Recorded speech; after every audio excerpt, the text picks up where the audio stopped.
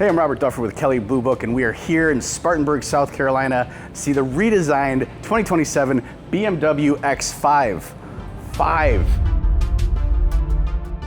X5 is in 5 generations. This is the 5th generation X5, but for the first time, this 5th generation X5 SUV can be had in 5 different powertrains, including this, for the first time, a full battery electric version of the X5. This one has 435 miles of range, as well as a large 144 kilowatt hour battery pack. All X5s come with this new design. The vehicle is larger, longer, with a longer wheelbase than its predecessor, has new light housing so that the DRLs are integrated, and now you have this new X symbol that comes on the low beams, as well as the high beams, and of course, the kidney grille gets a more subtle vertical take than what we've used to been seeing with the new A-Class A. Which new A-Class A, of course, is the new design language for BMW's full suite of vehicle design, and that includes those 5 different powertrain options that are coming on the new X5. So in addition to the fully electric version,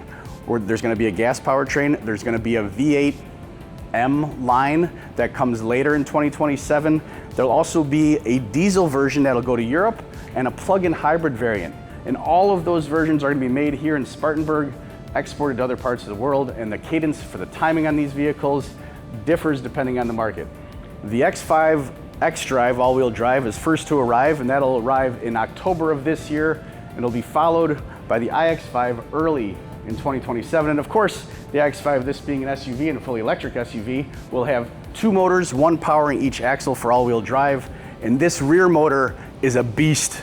Rear motor alone makes 325 horsepower, 379 pound-feet of torque. Combined with the front motor, which is a different style of motor, that's an ASM motor. Together, these 2 motors make 570 horsepower, 593 pound-feet of torque. I'll have to double check that.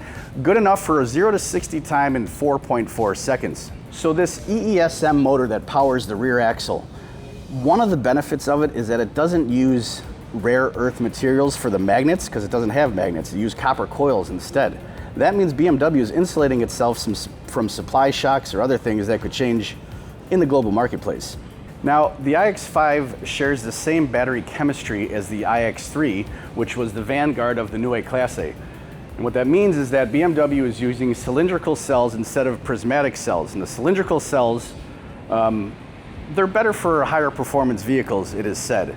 And in addition, the difference between the battery pack in the iX5 versus the iX3 is that the iX3 is rated at about 108 kilowatt hours of usable capacity, whereas the X5 is 144 kilowatt hours of usable capacity. It's great for range, that's why it gets 435 miles. It's also built on an 800 volt architecture, same as the iX3, and it should provide some fast charging times that are competitive. BMW says it can charge at a rate of up to 460 kilowatts. Good luck finding that in the United States. But from 10 to 80% should take about 22 minutes to charge.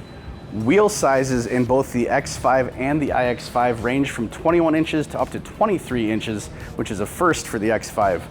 And on both models, the wheels are staggered. So they're a little fatter in back, increase the contact patch.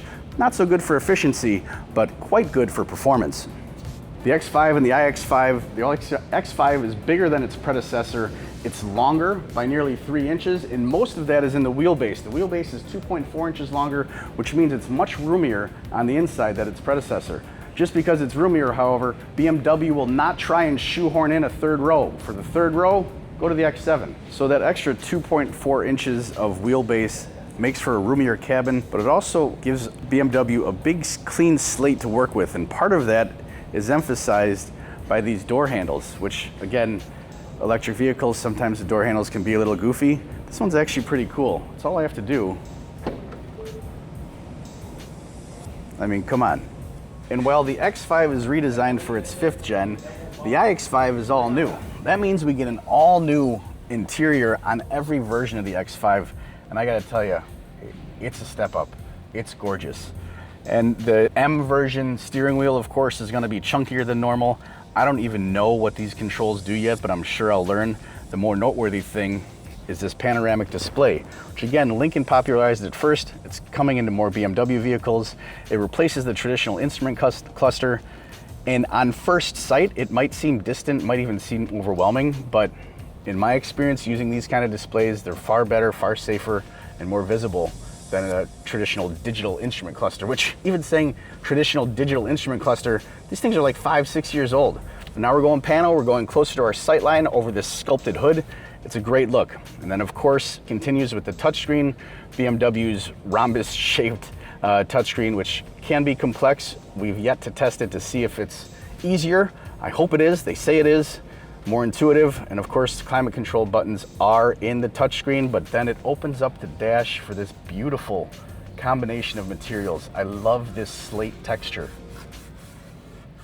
And for the first time in the X5, an available passenger screen.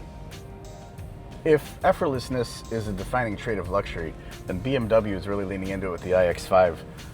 I don't even need to use my hand except to press a button to close the door. Push of a button. It's a little Rolls Roycean, isn't it? And if you want to customize the light display, because luxury is all about lights in the modern era, I can configure it. If I turn it to sport, ooh, it glows up red like fire. And then I can also do something for those of us, another cool thing with sport mode is if you look up here, it shows the display changes to power and torque. Can't wait to test that out. And then if the cluster's too much for you, if you're like, I'm gonna be distracted, you can hit silent mode. And that's all it is distilled down to this recessed view. 2.5 inches more rear legroom in both the X5, and this seat is like all the way back, it's for entry.